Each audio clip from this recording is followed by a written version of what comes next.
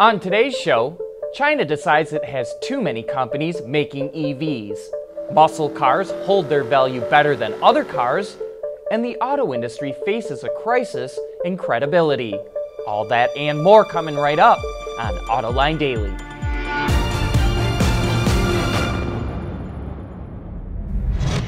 This is Autoline Daily for August 29th of 2016. NHTSA wants big trucks to drive slower. Along with the Federal Motor Carrier Safety Administration, it wants to impose speed limits on big rigs of 60, 65, or 68 miles an hour. It's all about reducing accidents and fuel costs for large trucks and buses. They claim this will save about $1 billion in fuel costs and reduce the 1,100 fatalities involving big trucks each year. Truckers are worried they'll be traveling slower than the traffic around them, which is not safe.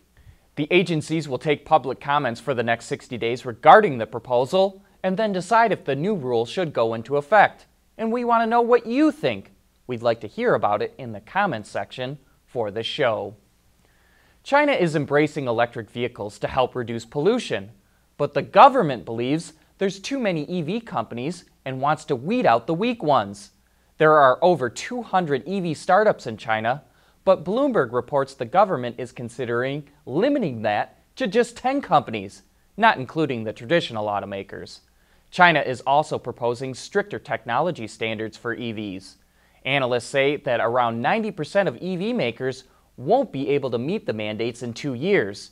Generous incentives led to the creation of the startups, but now the government is concerned those companies don't have the expertise to compete with global automakers. And we'll see how this works out. The Chinese government has had plans on the books for years to reduce the total number of car companies to 3 or 4 big ones and 3 or 4 medium ones, but it has never been able to make those plans stick. Still to come, muscle cars hold their value better than the average vehicle, and Chevy updates the Colorado's powertrain. Autoline Daily is brought to you by Bridgestone Tires, your journey, our passion. Dow Automotive Systems, advanced materials that deliver better results. And by Lear, a global leader in automotive seating and electrical systems. Muscle cars have lost market share this year, but the segment is winning in one area: market value. They hold their value better than other passenger cars. A Ford Mustang, Chevy Camaro, or Dodge Challenger will hold 48 to 49% of its value after 3 years, which is 5 to 10% better than the average vehicle. So the next time your husband or wife complains about you wanting a muscle car, just tell them that it's a sound financial decision. Chevrolet just announced it's tapping into Cadillac's toy box for 2017. The Colorado pickup will get an all-new 3.6-liter V6, which can be found in several Cadillac models, and gets mated to a new 8-speed automatic transmission. The engine is the same displacement as the old V6 engine, but is an all-new design with new technologies, as well as cylinder deactivation. The switch is good for a few extra horsepower and torque. The new 8-speed tranny replaces a 6-speed unit, but is about the same size and weight. We think this combo will boost the Colorado's fuel economy rating by a couple of miles per gallon. Right now, the Honda Ridgeline has the best V6 fuel economy in that segment with a 22 mile per gallon rating. The Colorado is currently rated at 21 mpgs, but we think these changes will put it at about 23. And the new engine will be available in the fourth quarter of this year. We're getting mixed signals on what's going to happen with Magneti-Marelli. That's the in-house electronics supplier for FCA.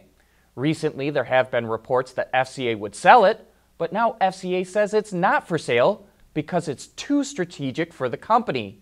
But at the same time, FCA's CEO Sergio Marchionne says that Korean electronics company Samsung could become a strategic partner with FCA. And Samsung was reportedly the company that was going to buy Magneti-Marelli. Well, here's where it gets interesting. The vice chairman of Samsung, Lee Jae-young, and Sergio Marchionne both sit on the board of Exor, the holding company which owns most of the shares in FCA. Sure sounds like some kind of mega deal is in the works. Coming up next, John will be here, and he says that car companies have earned themselves a bad reputation. Lear Connexus is the new application suite in vehicle connectivity designed to deliver over-the-air software updates and more from Lear Corporation's E-Systems, leaders in power and data management. And now it's part of that show where I've got some of my Autoline insight. You know, the automotive industry has a real credibility problem right now. The public perception is that most of the car companies are just a bunch of liars and cheaters. And that's because General Motors covered up its ignition switch defect. Toyota dragged its feet on the unintended acceleration investigation. Hyundai had to restate its fuel economy ratings. Ford had to lower the MPG numbers on its hybrids. And Mitsubishi just cheated on the test. FCA misstated its sales numbers. Takata hid test results that showed it had defective airbags. Honda was not forthcoming on defect data. And Volkswagen just flat out lied again and again about its diesel emissions. Right now, the automakers are going through the midterm review for CAFE. They say those standards are too strict and that they need relief. But guess what? No one believes them, especially not in Congress. And it all has to do with their bad behavior. I don't know what this auto industry can do to solve the problem. It is going to take years to rebuild its credibility. And that's if no one else does anything wrong. Anyway, that's how I see it. And with that, we wrap up today's report. Thanks for watching. We'll see you tomorrow.